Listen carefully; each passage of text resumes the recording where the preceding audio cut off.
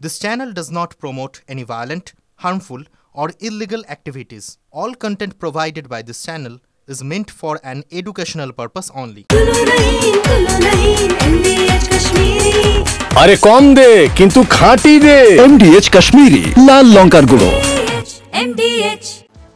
নজর রাখতে হচ্ছে কালীগঞ্জের খবরে, যে খবরের দিকে গতকাল থেকে ধারাবাহিকভাবে আমরা নজর রাখছি। কালীগঞ্জে উল্লাসের বোমায় রক্তাক্ত হয়েছে শৈশব। মোলান্দি গ্রামে বোমায় শিশুকন্যার মৃত্যুর ঘটনায় ধরপাকড় করছে পুলিশ। এখনো পর্যন্ত মূল অভিযুক্ত সহ 4 জন তৃণমূল কর্মীকে গ্রেপ্তার করেছে কালীগঞ্জ থানার পুলিশ। ঘটনার পরপরই দোষীদের দ্রুত গ্রেপ্তার এবং কঠোর আইনি পদক্ষেপের নির্দেশ দেন মুখ্যমন্ত্রী। গতকালই অভিযুক্ত আদর শেখকে গ্রেপ্তার করেছিল পুলিশ। তাকে জিজ্ঞাসাবাদ করে বেশ কয়েকজনের নাম উঠে আসে। বেশ কয়েকজনকে আটক করে জিজ্ঞাসাবাদ শুরু করে পুলিশ। পরে 3 জনকে গ্রেপ্তার করা হয়। আরো কয়েকজনকে আটক করে জিজ্ঞাসাবাদ চালাচ্ছে পুলিশ। বাকি অভিযুক্তদের খোঁজে মোলান্দি গ্রামে বাড়ি বাড়ি তল্লাশি চলছে। কৃষ্ণনগর জেলা হাসপাতালে ম্যাজিস্ট্রেটের সামনে ময়না তদন্ত। ঘটনাস্থল থেকে নমুনা সংগ্রহ করবে ফরেনসিক টিম। কিন্তু পরিবার তারা প্রশ্ন করছে, মাত্র 4 জন কেন গ্রেপ্তার হলো? 24টা ঘন্টা কেটে গেছে। পুলিশের ভূমিকা নিয়ে প্রশ্ন তুললেন তামান্নার মা। 24 ঘন্টায় বিচার না পেলে কোর্টে যাব, সিবিআই চাইবো, জানিয়েছেন নিহত ছাত্রী তামান্নার মা। পুলিশকে তো 100 বার বলা হয়েছে কারা ছিল, পুলিশকে তো বারবার বলা হয়েছে এই সব লোক। আমি তো চিনি সবাইকে, যারা অ্যারেস্ট হয়েছে আমি তো সবাইকে চিনি। আমি উদাকেও চিনি, যারা অ্যারেস্ট হয়েছে তাদেরকেও চিনি। আমি তো আরো যারা লোক আছে তাদেরকেও চিনি। তাহলে পুলিশ গ্রেফতার করছে না কেন? করছে না তাদের এইরকম দিন হয়নি।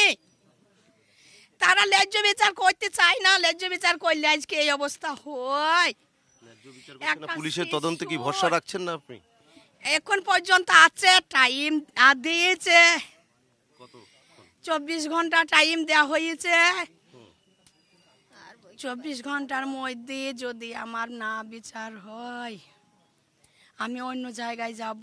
আমি যেখানে বিচার পাবো সেখানে যাব, কোর্টে যাব। আমি কোর্ট তার ওরা কিনে থুই দেয়নি, কোর্ট তার পুলিশে কিছু করতে পারবি না। আমি কোর্টে যাব, আমি সিবিআই এর কাছে যাব, আমি আরো বড় পুলিশের কাছে যাব। বিরোধী রাজনৈতিক দল করার মাসুল গুনতে হলো মেয়েকে। ওড়িশা থেকে মোলান্দি গ্রামে ফিরে হাহাকার মেয়েহারা বাবার। পুলিশে ভরসা নেই, সিবিআই তদন্ত চাই, দাবি করছে নাবালিকার বাবা। আদালত থেকে শুরু করে যত দূর যেতে হয় যাব বললেন মৃত নাবালিকার বাবা।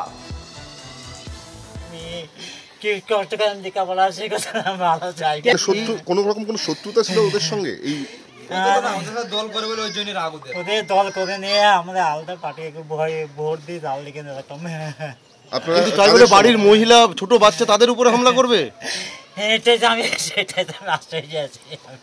পুলিশের তদন্তে আপনার ভরসা আছে? পুলিশ থাকলে এইগুলো হয়, পুলিশ থাকলে। সিবিআই তদন্ত বা অন্য কোনো এজেন্সিকে দিয়ে তদন্ত করার জন্য আবেদন করবেন? বাবা আজকে ফিরে এসেছেন ওড়িশা থেকে। যখন গেছিলেন ওড়িশায় কাজ করতে, ওই ফুটফুটে মেয়েটাকে দেখে গেছিল, হয়তো খেলছিল বা পড়াশোনা করছিল।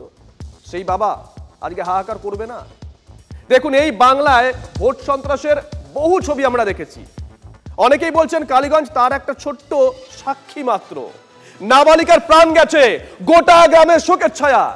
কিন্তু শোক ছাপিয়েও এখন ভয়ে কাঁপছে গোটা গ্রাম। গ্রামের বাসিন্দারা যেটা দাবি করছেন, বেছে বেছে যে সমস্ত বিরোধী রাজনৈতিক দল বা বিশেষ করে সিপিএম কর্মী সমর্থকদের বাড়ি রয়েছে সেই সমস্ত বাড়িতেই বোমা মারা হয়। এখনও আমরা এদিন সকালে এই গ্রামে আসার পর যেটা দেখতে পাচ্ছি যে রাস্তার পাশের এই যে খড়ের গাদা, এই খড়ের গাদাতেও সকেট বোমা মারা হয়। খড়ের গাদাতে আগুন লেগে গিয়েছিল এবং সকেট বোমার যে খোল সেটা এখনও পড়ে রয়েছে। এখানে স্পষ্ট বোঝা যাচ্ছে যে এলোপাথারি যে বোমাবাজি হয়েছিল সেই ছবি কিন্তু স্পষ্ট দেখা যাচ্ছে। এই গ্রামের চারিপাশে যেদিকেই নজর যাচ্ছে বিভিন্ন জায়গাতে এ ধরনের সকেট বোমার খোলা বা স্প্লিন্টার সেগুলো পড়ে রয়েছে। তার পাশাপাশি আমরা একটু গ্রামের ভেতরে দিকে এগিয়ে যাওয়ার চেষ্টা করি।